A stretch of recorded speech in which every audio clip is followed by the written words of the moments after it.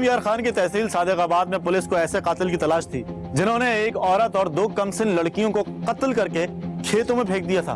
क्या ये कोई सीरियल किलर था या कोई और? शब्बीर ने देखा कि पुलिस अफसर की गाड़ी थाने में आकर रुकी। अफसर के उतरने से पहले ही 2 अहलकार गाड़ी की पिछली नशिस्त से उतरे।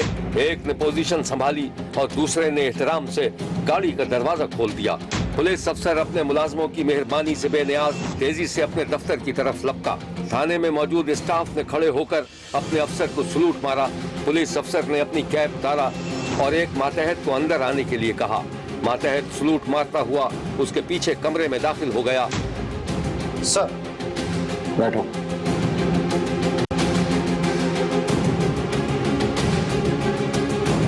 वो जो लड़की की लाश मिली थी उसके वाली वारिस को कुछ पता चला? नो सर, बल्कि 2 लाशें और भी मिली हैं सर। 2 लाशें? किसकी? सर एक औरत और बच्ची की, शायद वो बच्ची की माँ लगती है सर। कहाँ से मिली है लाशें? सर जिस शख्स से पहले बच्ची की लाश मिली थी उसी रास्ते पे काफी आगे जाकर सर 2 अलग अलग खेतों से लाशें मिली हैं सर। तुम्हारा कहने का मतलब है कि दोनों लाशें अलग अलग खेतों से? यस सर, अलग अलग मिली है। कोई गुमशुदगी की रिपोर्ट, कोई वाली वारिस, कोई इतला? No sir. देखो ये कातिल जो भी है जल्द से जल्द गिरफ्तार होना चाहिए। मुझे ये सीरियल किलर लगता है। Yes sir. अच्छा वो पोस्टमार्टम की रिपोर्ट क्या कहती है? सर शाम तक मिल जाएगी। शाम तक? ठीक है, तुम जाओ शरीफ को भेज। अच्छा। मातहत अपने अफसर को अदब से सलूट मारकर बाहर निकल रहा था कि दरवाजे पर हेड मुहर्रिर से टकरा गया। सर आपने मुझे बुलाया? हाँ मैंने बुलाया, बैठो। Thank you sir. ये बताओ क्या खबरें हैं? सर एक फोन आया था। तुमसे कितनी दफा कहा है ये पहनिया मत बुझाया करो, सही तरह से बताया करो किसका फोन है? सर महाजिर कॉलोनी से किसी मिस्त्री का फोन आया था। उसका कहना था कि उसके इलाके से एक औरत और उसकी 2 बेटियां पूरा सारा तौर पर गायब है। एक मिनट, क्या कहा तुमने? एक औरत अपनी 2 बेटियों के साथ? Yes sir. फिर? एसआई साहब को बता दिया था। तो एएसआई साहब तफ्तीश के लिए गए थे? No sir. वाट? वो नहीं गए? एएसआई को बुला के लाओ। Okay sir. हेड मुहर्रिर सलूट मारकर बाहर गया और अपने अफसर को साथ लेकर वापस आ गया। सर मुझे बिल्कुल अंदाजा नहीं था कि तुम इतने निकम्मे, कामचोर और नाअहल साबित हो गए।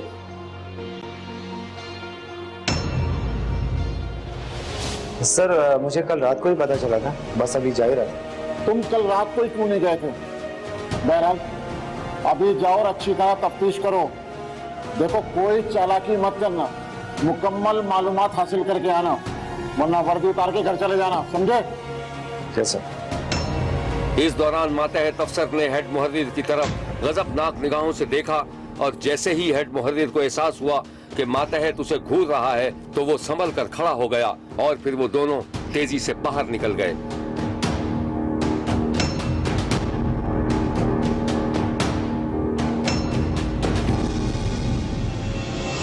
दूसरे ही लम्हे शब्बीर ने देखा कि पुलिस वैन एक आबादी में दाखिल हुई।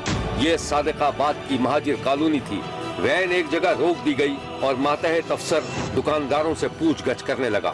अक्सर लोगों ने औरत और बच्चियों की गुमशुदगी से लाताल्लुकी का इजहार किया, लेकिन थोड़ी ही देर में जब पुलिस ने एक राहगीर को रोककर पूछगछ की तो उसने पुलिस को वाक़े से आगाही के बारे में बताया, मगर वो ये नहीं बता सका कि वो किसके बीवी बच्चे थे। क्या तुम बता सकते हो कि इस इलाके से 2 बच्चियां और एक लड़की गायब हुई है? हाँ साहब, सुना तो मैंने भी है साहब। वो औरत गली नंबर 3 में रहती थी। और क्या जानते हो उसके बारे में? साहब इतना पता है कि उसका नाम शुमाइला था। वो अपनी 2 बच्चियों के साथ 3 दिन पहले घर से निकली थी, लेकिन अभी तक वापस नहीं आई। और उसके शौहर का क्या नाम? नाम पूछे जाने पर राहगीर एक लम्हे के लिए घबरा गया। साहब उसकी शौहर का नाम इकबाल है साहब, इकबाल। तुम्हारा क्या नाम है? साहब इकबाल। साहब नियाज नाम है साहब। तुम्हें अपना ही नाम नहीं मालूम? हाँ, तो साहब गलती हो गई साहब। जा।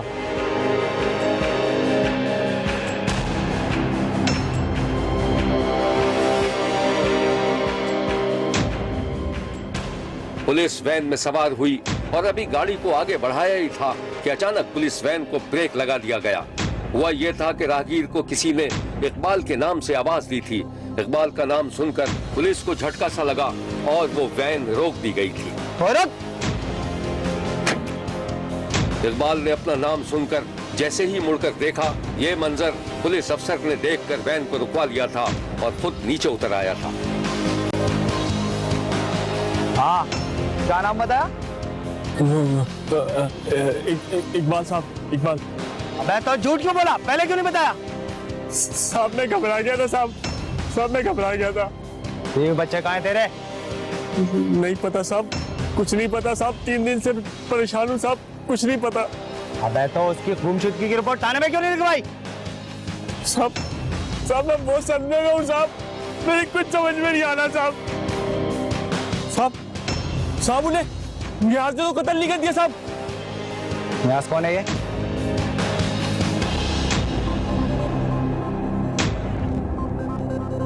सुनारा इकबाल ने शुमाइला से लव मैरिज की थी। ये शुमाइला और इकबाल दोनों की दूसरी शादी थी। नियाज शुमाइला के पहले शौहर का नाम था, जिससे 2 बच्चियां थीं। शुमाइला इकबाल से शादी के बाद अपनी बच्चियों को लेकर इकबाल के पास आ गई थी। शब्बीर ने देखा कि पुलिस पूछगछ के लिए इकबाल को अपने साथ थाने ले आई थी, जहां इकबाल ने पुलिस को बताया था कि शुमाइला और वो आपस में मोहब्बत करते थे। शुमाइला ने अपने शौहर से तलाक लेकर इकबाल से शादी कर ली थी, जिस पर उसका साबिक शौहर उसकी जान का दुश्मन बन गया था। सर मुझे पूरा यकीन है, मेरी बीवी और मेरी बच्चियों को शुमाइला के पहले शौहर ने कत्ल किया है। सर मुझे इंसाफ चाहिए सर, मुझे इंसाफ चाहिए। इंसाफ? इंसाफ तो तुझे मिलेगा। इंसाफ तुझे ऐसा मिलेगा कि तू सारी जिंदगी याद रखेगा। ले जा और इसे उस वक्त तक लटकाना जब तक ये सच ना बता दे। ले जाओ। साहब मुझ पे रहम करें साहब, साहब मैं बीमार हूँ साहब। अभी ठीक हो जाएगा। ले जा इसे। बस ज्यादा ड्रामेबाजी नहीं कर, चल। नहीं साहब, साहब नहीं, साहब नहीं।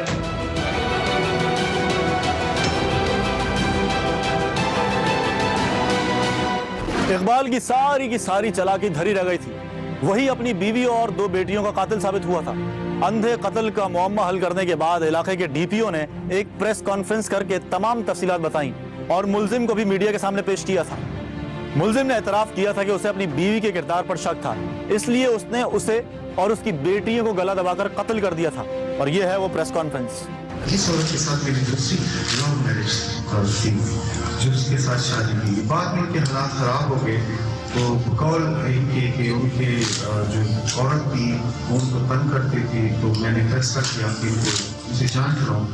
तो इन्होंने रात के 3 बजे इनको निकाला और 7 का पास से बहालपुर की तरफ, और उसके बाद उनको नशे की गोली दी गई थी कि वो गाड़ी में सो गई थी। शब्बीर ने एक माँ और उसकी 2 बेटियों के अंधे कत्ल का सुराग लगाने पर डीपीओ रहीम यार खान की तारीफ की है और कहा है कि अगर पुलिस ईमानदारी से अपने फराइज अंजाम देती रहे तो माशरे से जराइम का खात्मा होना कोई बहुत बड़ी बात नहीं। देखते रहिए, क्योंकि कोई देखे न देखे, शब्बीर तो देखेगा।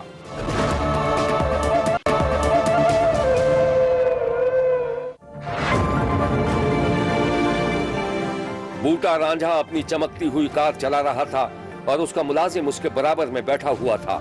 बूटा के चेहरे पर मुस्कुराहट थी और वो कार में सुनाई देने वाली मौसीकी से लुत्फअंदोज हो रहा था। बूटा अपने गांव से निकलकर करीबी गांव की तरफ जा रहा था, जहां उसने कुछ अर्सा कब्ल 165 कनाल ज़रई जमीन खरीदी थी। बूटा ने कच्ची पगडंडी से गाड़ी उतारकर एक तंग सी सड़क पर चढ़ा दी। दोनों तरफ खेत लहलहा रहे थे और सड़क पर सन्नाटा था। बूटा ने सड़क पर आकर गाड़ी की रफ्तार बढ़ा दी। गाड़ी कुछ आगे गई तो अचानक डगमगाने लगी। बूटा ने गाड़ी रोक दी। मुलाजिम नीचे उतरा और कार के टायर चेक करने लगा। साहब, टायर पंचर हो गया। ओहो, तो फौरन तब्दील कर यार। बस साहब, अभी करता हूँ। बूटा का मुलाजिम टायर तब्दील करने में मसरूफ हो गया और इस दौरान बूटा कार से बाहर निकलकर इर्द गिर्द का जायजा लेने लगा। जरा दूर तालाब पर परिंदे मंडरा रहे थे। बूटा सड़क पर पैदल चलता हुआ तालाब की तरफ बढ़ा और फिर एक पत्थर पर बैठकर तालाब में कंकरियां फेंकने लगा। फिर उसने वहीं से मुलाजिम को आवाज दे डाली।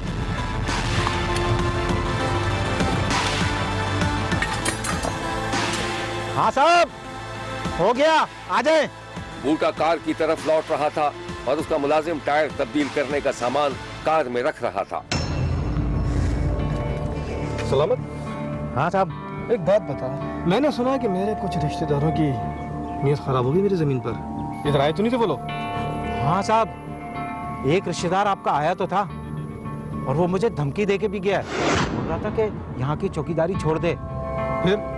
फिर क्या साहब, मैंने कह दिया कि आने दो बूटा साहब को, वो खुद ही देख लेंगे।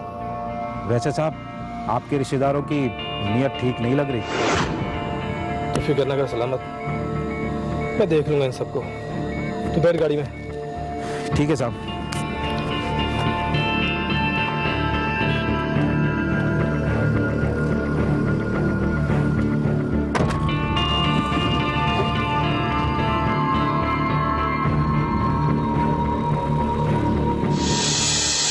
बूटा ने एक बार फिर कार की रफ्तार बढ़ा दी और फिर जब कार एक मोड़ काटती हुई आगे बढ़ी तो बूटा ने अचानक कार रोक दी। सामने ही उसकी जमीन थी, लेकिन वहां तो मंजर ही कुछ और था। सलामत, ये क्या हो रहा है? अरे साहब, यही तो आपके रिश्तेदार हैं। अगर ये तो फसल पे ट्रैक्टर चला रहे हैं, रोके नहीं जाके भाई।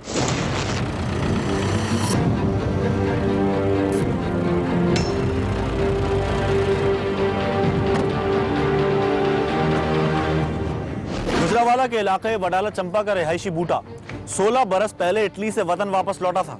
बूटा 4 करोड़ रुपए की जराई अरजी खरीद कर उसे मुलाजिम सलामत की निगरानी में दे गया था, लेकिन वापस आने पर उसे पता चला कि उसके रिश्तेदारों ने उसकी जमीन पर कब्जा कर लिया था। आप भी देखिए। जमीन पर कब्जे की खबर सुनकर एक दिन बूटा ने अपने रिश्तेदार को फोन किया तो वो धौंस धमकियों पर उतर आया। मेरे माल को हड़प करते हुए तुझे शर्म नहीं आती? अबे ओए, चल अपना काम कर। हिम्मत है तो वापस ले ले अपनी जमीन। ठीक है, फिर मुझे कोई और ही रास्ता अख्तियार करना पड़ेगा। अबे चल चल, बहुत देखे हैं तेरे जैसे। बूटा ने गुस्से में कॉल काट दी और करीबी दरख्त की छांव में बैठे अपने मुलाजिम सलामत की तरफ देखने लगा। चौधरी साहब, मैंने तो आपको पहले ही कहा था, बड़े खतरनाक लोग हैं वो। मैं अदालत का दरवाजा खटखटाऊंगा। इन जैसे मैंने बहुत देखे हैं। चला चले साहब। बूटा ने कब्जा माफिया के खिलाफ अदालत में केस दायर कर दिया, लेकिन पुलिस खामोश तमाशाई बनी देखती रही। ये है वो इलाका जहां बूटा और उसके मुलाजिम का घर था। मकानों के पीछे दूर तक खेत ही खेत थे और उनके दरमियान बूटा की जमीन थी जिस पर कब्जा हो चुका था। शब्बीर ने एक दिन देखा कि बूटा इसी जगह से अपनी कार निकालकर सड़क की तरफ जा रहा था। बूटा का मुलाजिम सलामत उसके साथ था। बूटा का रुख वजीराबाद की तरफ था। बूटा की कार जब ढोंकी फाटक के पास पहुंची तो अचानक 2 गाड़ियों और 3 मोटरसाइकिलों ने बूटा की कार को घेरे में ले लिया। बूटा ने यह सूरत हाल देखी तो कार रिवर्स करने की कोशिश की, लेकिन वो इस कोशिश में कामयाब न हो सका। बूटा और उसके मुलाजिम ने जल्दी से कार के शीशे चढ़ाए और उन्हें अंदर से लॉक कर लिया। अब एक शख्स मोटरसाइकिल से उतरा और बूटा की कार का शीशा खटखटाने लगा। वो बूटा को कार से उतरने के लिए कह रहा था, लेकिन बूटा ने कार से उतरने के बजाय एक्सीलरेटर पर पांव रख दिया। बूटा किसी तरह अपनी कार वहां से निकालने में कामयाब हो गया तो मुसल्ला अफराद उसका पीछा करने लगे और थोड़ी ही दूर पर मुसल्ला अफराद ने मोटरसाइकिलों और 2 गाड़ियों की मदद से बूटा की कार को घेर लिया।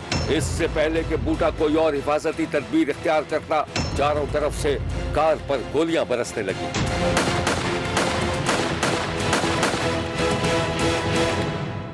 इस वाक़े के बाद शब्बीर ने देखा कि एक एम्बुलेंस तेजी से सायरन बजाते हुए अस्पताल की तरफ जा रही थी। फायरिंग के नतीजे में बूटा शदीद जख्मी हो गया था, लेकिन उसका मुलाजिम सलामत जख्मों की ताब ना लाकर चल बसा था। सलामत के साथ बच्चे थे जो यतीम हो गए थे। इस खूनी वाक़े के बाद मकतूल सलामत के घर में सफ़े मातम बिछ गई। सलामत की बीवी और उसके बच्चे सहम कर रह गए थे। मकतूल की बेवा इंसाफ के लिए फरियाद कर रही थी। उनका काम करते थे, उनका कोई किसी के साथ ऐसी कोई दुश्मनी नहीं थी। बूटे रांझे और उनका शबीर से आंसर से ज़मीन पर कोई झगड़ा था, बोला आपस में जालमों ने वो इसको राह में जो उनकी फाटक पर घेर लिया। 3 कार थी और 2 मोटरसाइकिल थी। उन्होंने अपनी बंदूक का निशाना, बूटा तो जख्मी हो गया लेकिन मेरा हामिद मेरा जरूर फानी कर चुका। मेरी वज़ीर आला पंजाब से गुजारिश है कि मैं बहुत गरीब हूँ, मेरा उसके सिवा कुछ नहीं, ना कुछ हारा था।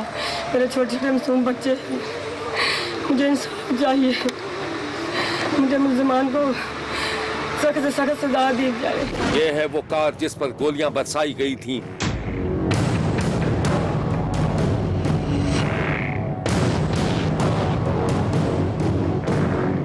शब्बीर को मालूम हुआ है कि पुलिस ने इस मामले पर मुबैना खामोशी इख्तियार कर रखी है और सलामत के कातिल आजादाना तौर पर दंदनाते फिर रहे हैं। ये है मकतूल सलामत का भाई अमानत, जो अपने भाई के गम में सोगवार था। बाहर निकले ने उन्होंने रौला के सानू मारन आए, उतों निकलते कि ढोने की फाटक उतों ना फायरिंग हवाई फायरिंग उन्होंने कर दी है। गोली पहली गोली लगी है, बूटे रांझे ने भी लगियां ने, 6 गोलियां लगियां ने। उत्थे ही मेरा मतलब अस्पताल जाते ही चंद सांस आने तो खत्म हो गया। पुलिस ने गुंडागर्दी के इस वाक़े के बारे में जो कुछ बताया था वो ये है। मोहम्मद भुट्टा और उसका मुलाजिम सलामत अली जा रहे थे घर से बडाला से वजीराबाद और ढोनी के चौक फाटक के नज़दीक जो मुस्लिम पार्टी ने इन पे हमला किया, गाड़ी पे हमला किया फायरिंग, जिसमें मोहम्मद भुट्टा भी जख्मी हुआ और उसका मुलाजिम सलामत अली भी जख्मी हुआ। तो जिनको अस्पताल वजीराबाद पहले, फिर उसके बाद DHQ गुजरावाला ले जा रहा था, फिर रास्ते में सलामत अली अस्पताल से पहुंचने से पहले दम तोड़। जमीन के मालिक जख्मी बूटा का कहना था कि उसके साथ ज्यादती की गई है। बूटा ने इंसाफ की अपील की थी। मेरे बच्चे भी उधर हैं और मैं भी उधर ही रहता हूँ, और इधर मैंने तकरीबन 2.5 साल पहले कुछ रकबा इकबाल बानों से ख़रीदा है। 165 कनाल और 13 मरले, और जिसका मेरे पास 9.5 एकड़ का मेरे पास कब्ज़ा है। दूसरा जो कब्ज़ा है वो एक जो है कब्ज़ा ग्रुप माफिया उसके पास है, वो मुझे दे नहीं रहे। कभी मुझसे पैसे मांगते हैं, कभी मुझे डराते धमकाते और ये कहते हैं कि अगर इधर रहोगे हम तुम्हें मार देंगे। यहाँ डोनी के करीब पहुँचे हैं, उन्होंने आगे से फायरिंग शुरू कर दी है। वो 2 गाड़ियों और 3 मोटरसाइकिलों पे थे और उन्होंने फायरिंग अंधाधुंध फायरिंग कर दी है शुरू, जिसकी वजह से मुझे जो है वो 4 गोलियां लगी हैं, 2 टांगों पे और 2 पीछे कमर पे। और मेरा जो मुलाजिम था वो 15-18 साल से वो मेरे पास काम करता था। वो एक गरीब आदमी है, उसके 7 बच्चे हैं, वो भी यतीम हो गए हैं। वो रास्ते में जब हमें गोलियां लगी हैं वो जख्मों की ताब ना ला सका, तो वजीराबाद से हम गुजरावाला जा रहे थे एम्बुलेंस में, वो उधर ही बेचारा दम तोड़ गया। शब्बीर ने गुजरावाला में पेश आने वाले इस बदतरीन खूनी वाक़े की शदीद मजम्मत की है और कातिलों को सख्त से सख्त सजा देने का मुतालबा किया है। देखते रहिए, क्योंकि कोई देखे न देखे, शब्बीर तो देखेगा।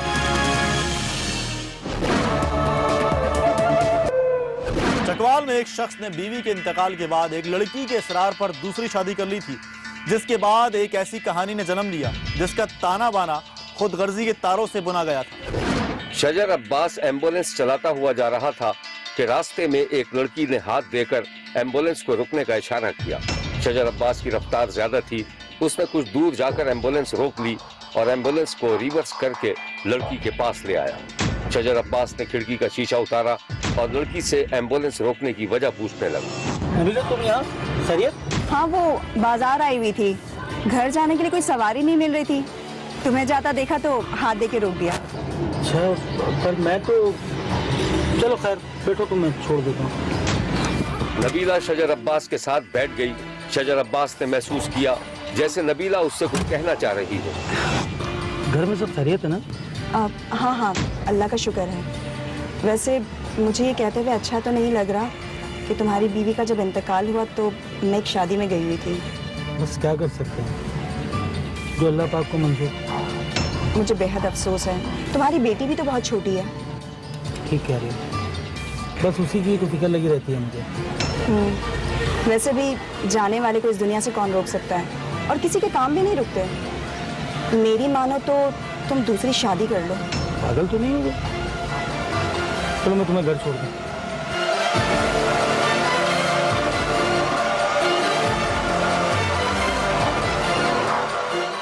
शजर अब्बास ने एम्बुलेंस रोककर नबीला को उतार दिया, मगर गाड़ी से उतरते उतरते नबीला ने एक बार फिर शजर अब्बास को शादी पर राजी करने की कोशिश की। और हाँ, मेरी बात पे गौर जरूर करना। अच्छा सुनो, तुम्हारी छुट्टी कब होगी? इतवार को। क्यों? कुछ नहीं, ऐसे ही। शजर अब्बास ने बेरुखी से एम्बुलेंस की खिड़की का शीशा चढ़ाया और गाड़ी लेकर आगे निकल गया। शजर अब्बास और नबीला चकवाल के इलाके ढोक फिरोज के रिहायशी थे। नबीला गैर शादीशुदा थी, जबकि शजर की बीवी का हाल ही में इंतकाल हुआ था। शजर की बीवी के इंतकाल के बाद नबीला की पूरी कोशिश थी कि वो शजर से शादी कर ले, मगर शजर अपनी बीवी के गम से निकलने के लिए तैयार न था और नबीला शजर अब्बास को राम करने के लिए तरह तरह के हरबे इस्तेमाल कर रही थी। एक दिन शब्बीर ने देखा कि शजर अब्बास अपनी छोटी सी बेटी के साथ घर से निकला, तो इसी दौरान नबीला भी घर से बाहर निकल आई, जैसे वो मौके की तलाश में हो। अरे कपड़े कितने गंदे हो रहे हैं इस प्यारी सी बच्ची के, और मुंह तक नहीं धुला। वो दरअसल अभी जागी है ना, तो उठते ही टॉफी की जिद करने लगी, तो मैं जरा दुकान तक लेके जा रहा था। अरे लाओ, मैं दिला देती हूँ इसे टॉफी। तुम जाओ, जाके अपने काम की तैयारी करो, ठीक है? चले बेटा। इस अचानक वारफ्तगी पर शजर अब्बास का दिल मोम हो गया। वो अपने घर में चला गया और नबीला शजर की बेटी को लेकर अपने घर चली गई। नबीला ने शजर की बेटी का हाथ मुंह धुलाया, उसकी कंघी चोटी की और बेटी को गोद में उठाकर सामने परचून की दुकान पर ले गई।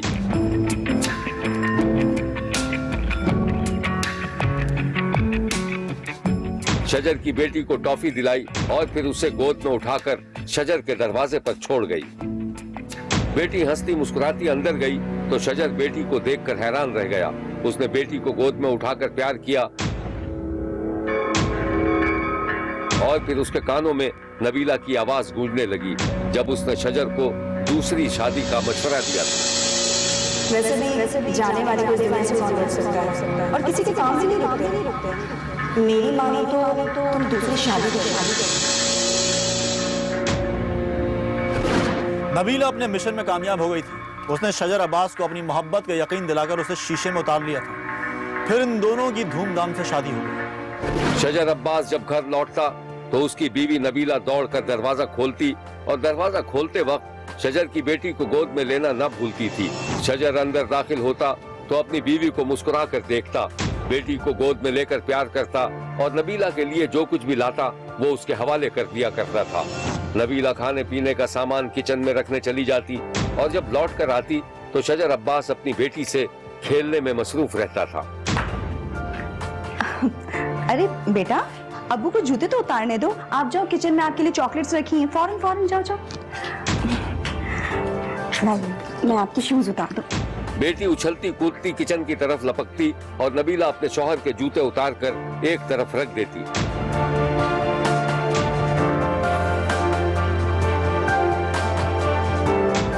फिर अलमारी से कपड़े निकालकर उसे देती और शजर अब्बास नहाने के लिए वॉशरूम का रुख किया करता था।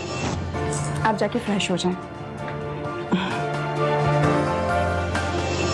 इसी दौरान नबीला दौड़ती हुई किचन में चली जाती, जल्दी जल्दी शौहर के लिए खाना निकालती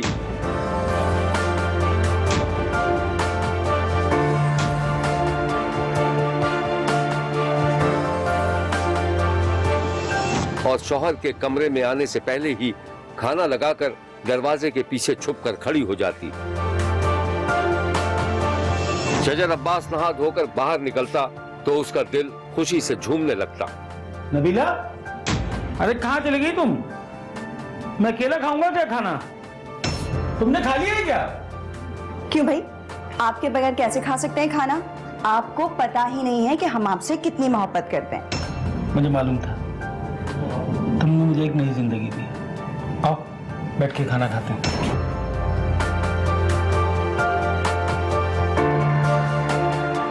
अच्छा एक बात तो बताओ, अगर मुझे कुछ हो गया तो तुम क्या करोगी?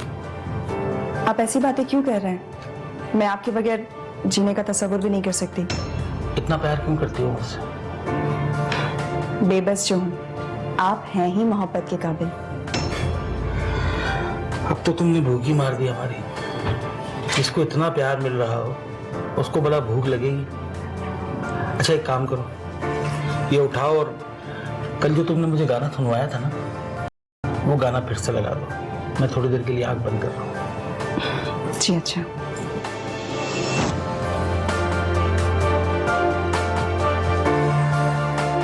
नबीला कमरे के पर्दे बराबर करने के बाद हल्की आवाज में गाना लगाकर बाहर निकल जाती और शजर थोड़ी सी देर में खर्राटे लेने लगता।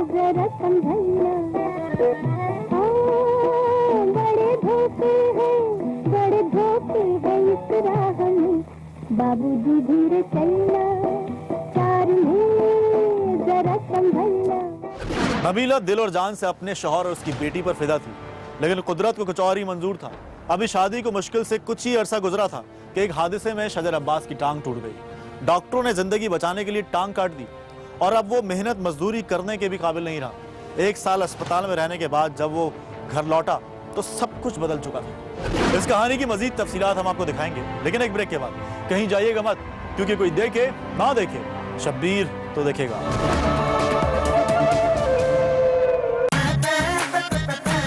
नबीला ने अपने शौहर से आंखें फेर ली थी और महल्ले के एक नौजवान से मरासिम बढ़ा लिए थे। शजर अब्बास को जब सूरत हाल का इल्म हुआ तो वो खामोशी से खुद लाहौर चला गया और बेटी को अपनी मां के साथ कराची भिजवा दिया। शजर अब्बास के अचानक गायब हो जाने से नबीला के कदमों तले से जमीन निकल गई थी और वो उसे मनाने की कोशिश करती रही। एक दिन शब्बीर ने देखा कि नबीला फोन पर शजर अब्बास से रो रो कर माफी मांग रही थी और अपनी मोहब्बत का यकीन दिला रही थी।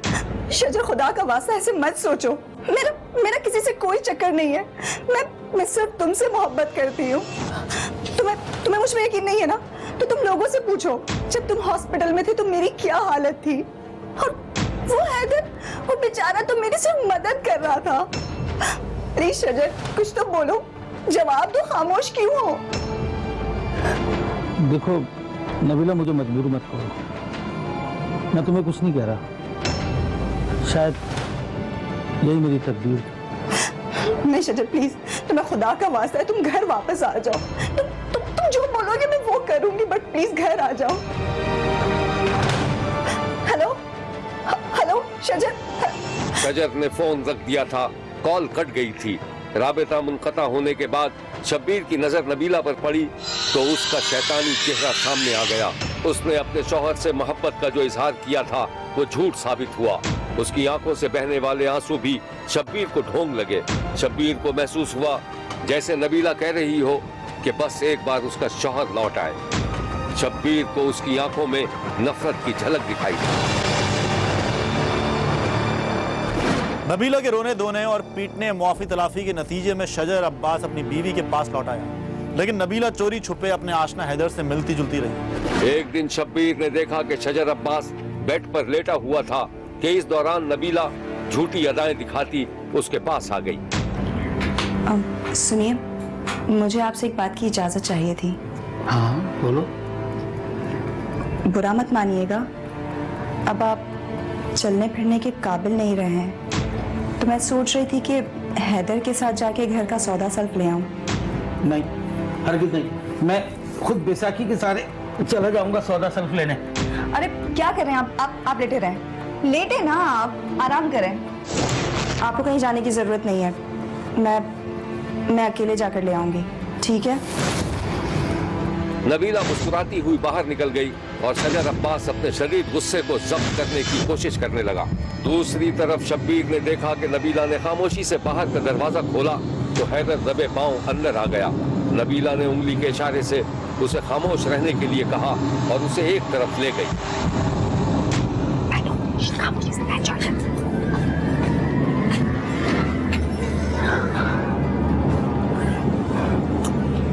क्या करूं, मुझे कुछ समझ नहीं आ रहा।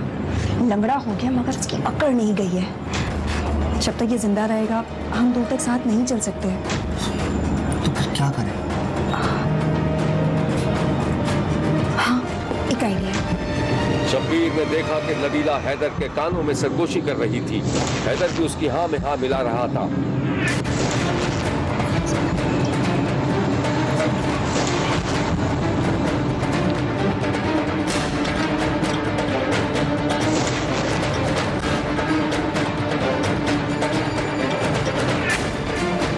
फिर नबीला किचन में गई। उसने एक गिलास में शरबत उंडेला और फिर उसमें कोई दवा मिला दी।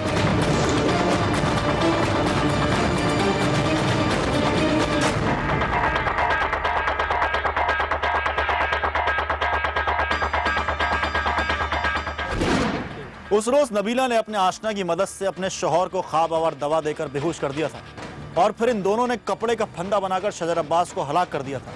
शौहर को कत्ल करने के बाद वहीं कमरे में गड्ढा खोदकर उसे दफन कर दिया था। उधर कराची में मुकीम शजर अब्बास की मां को शब्बीर ने देखा कि वो बार बार अपने बेटे की खैरियत के लिए फोन कर रही थी। फोन नबीला के पास था। फिर नबीला ने फोन उठा लिया। हेलो, शजर अब्बास कहाँ है बेटा? अम्मा वो जरा बाहर गए किसी काम से, वो आते हैं तो मैं आपकी बात करवाती हूँ। फोन नहीं दे गए वो? नहीं, वो फोन अपना घर पे ही भूल गए थे। अच्छा, जब वो आए तो मेरी बात करा देना, ठीक है बेटा? ओके जी, अल्लाह हाफिज।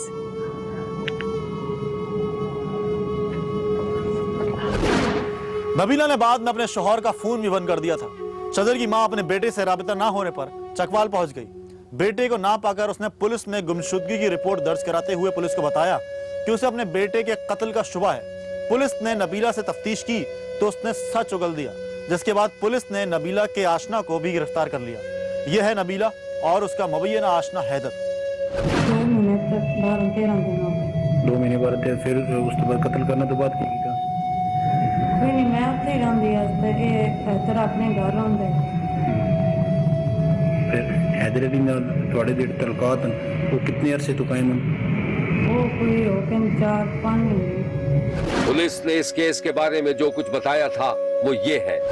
इसका खामन जो है वो मुर्गा का काम कर सकता था और उसके साथ एक हैदर अली है वो भी आता जाता था। हैदर अली के आने जाने की वजह से नबीला के साथ उसके तलकात बन गए। इन दोनों प्रोग्राम में आया कि शजराबाद आमद है खत्म कर दी और वो हैदर अली के साथ जारी 18 तारीख को उसके भाई ने दरखास्त दी और